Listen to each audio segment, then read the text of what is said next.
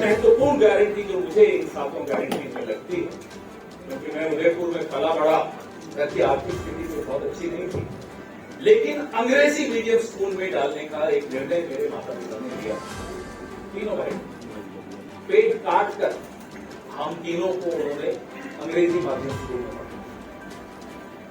पुरानी बात 4 दशक पुरानी बात। इन लोगों को परेशानी क्या है कि गहलोत साहब ने अंग्रेजी मीडियम स्कूल खोल दिए, तो वो भारतीय जनता पार्टी के नेता जिनके अपने बच्चे लंदन और न्यूयॉर्क में पढ़ते हैं और ट्विटर पे फोटो डालते हैं कि देखिए मेरी बेटी वहां से पढ़कर आई या वहां पढ़ने जा रहा है बेटा, लेकिन एक मजदूर किसान छोटे व्यापारी का बच्चा कहीं अंग्रेजी में बात करने लग जाए राजस्थान का, इनसे मुकाबला करने लग जाए, इनकी आंखों में आंखें डाल के इनसे सवाल पूछने लग जाए तो नहीं आपत्ति। बुला लीजिए अपने बच्चों को पहले लंदन और न्यूयॉर्क से, फिर बात करिए अंग्रेजी माध्यम स्कूलों के खिलाफ। ढोंग देखिए, ये दोगलापन देखिए।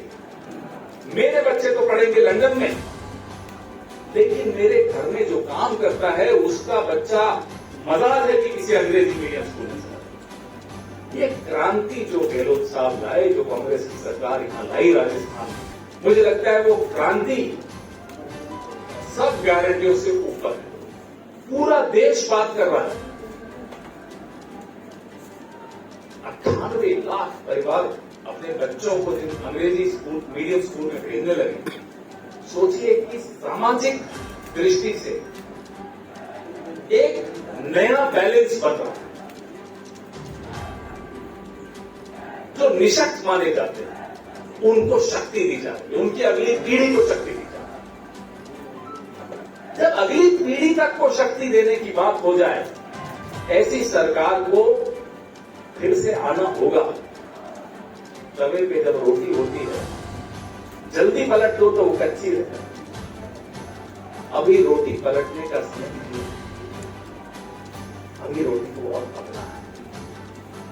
ये सरकार 5 साल फिर से दोहरानी है, ताकि मेरे और आपके जैसे हमारे घर में जो काम करते हैं, जो ठेला चलाते हैं, जो रिक्शा चलाते हैं, जो सब्जी बेचते हैं, उनके बच्चे भी अंग्रेजी माध्यम स्कूल में पढ़ सकें। मैं आज सिर्फ एक गारंटी की बात करूंगा, क्योंकि ये गारंटी मुझे भावुक कर देती है, क्योंकि मैं उस दौर से गुजरा हूं जहां 2 वक्त की रोटी न भी हो तो अंग्रेजी माध्यम स्कूल में पढ़ाया, उसका नतीजा हम तीनों भाई बहनों को मिला। ऐसे अगली पीढ़ी में निवेश किया जाता है। तो गहलोत सरकार ने अगली पीढ़ी में निवेश किया है, उसके जवाब में आपको इसी पार्टी में फिर से निवेश करना है, ताकि रोटी पूरी पके।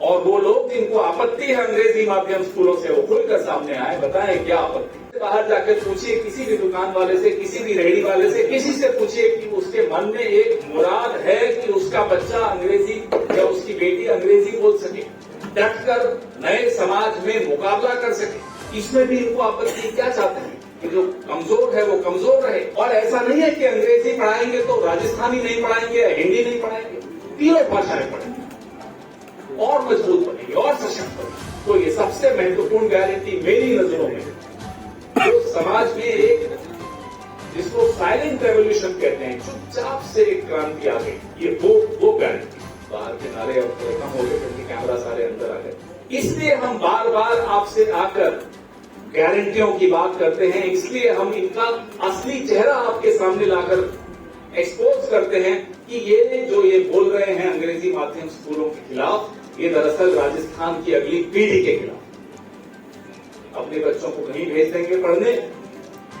हमारे आपके बच्चों को अंग्रेजी माध्यम में नहीं पढ़ेंगे। क्यों? आज इस प्रेस वार्ता के जरिए मैं भारतीय जनता पार्टी के उन दोगले नेताओं से ये सवाल पूछना चाहता हूं, आप अपने बच्चों को विदेश से वापस कब बुला रहे हैं कि नहीं पढ़ने देंगे, अब वो भी यहीं पढ़े। और अगर नहीं बुला रहे, माफी मांगे राजस्थान के लोगों से, राजस्थान के बच्चों से, बच्चियों से कि वो उनको अंग्रेजी माध्यम में नहीं पढ़ने देना चाहते। आखिर क्यों? इसका जवाब दें, नहीं तो वोटर जवाब देने को तैयार बैठा है। सर एक एक करके पूछे। सर 2003 में जब वसुंधरा सरकार आई थी तो कुछ चुनिंदा मॉडल इंग्लिश मीडियम स्कूल लेके आई थी, जिसे गहलोत सरकार ने 2008 में आते ही बंद करवा दिए। उस समय ये क्रांति चली गई थी या अभी बंद हो गई? क्योंकि उन स्कूलों में जो त्रुटियां थी उन्हें दूर करके अब जिस तरीके से वो स्कूल खोले गए, त्रुटियां दूर करना हर सरकार का एक काम होता है। तो जो कमियां हैं, इंग्लिश उन मीडियम कमियों को को दूर करके अब जिस तरह से अंग्रेजी मीडियम स्कूल्स न केवल खुले हैं, उनको जो रिस्पांस मिला है यहाँ के लोगों को, उससे आपको मालूम पड़ता है कि एक दो मॉडल स्कूल खोलने से अच्छा जिस तरह से इन्होंने पूरे राज्य में खोल दिया। कल पुलिस वालों को दौड़ा दौड़ा कर उत्तर प्रदेश में गुंडों ने पीटा। अरे अपना राज्य जाकर संभालिए ना। सुबोध कुमार सिंह पुलिस का एक अधिकारी था, उसकी हत्या कर दी गई। यहां आकर मेरे राज्य का माहौल क्यों बिगाड़ा?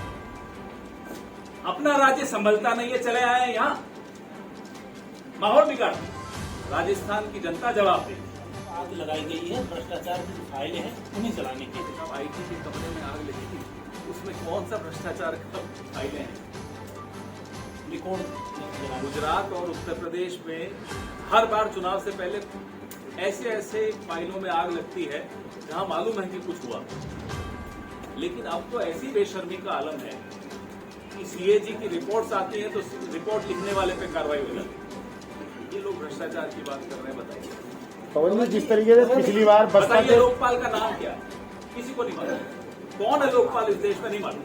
लोकपाल का आंदोलन कितना बड़ा था।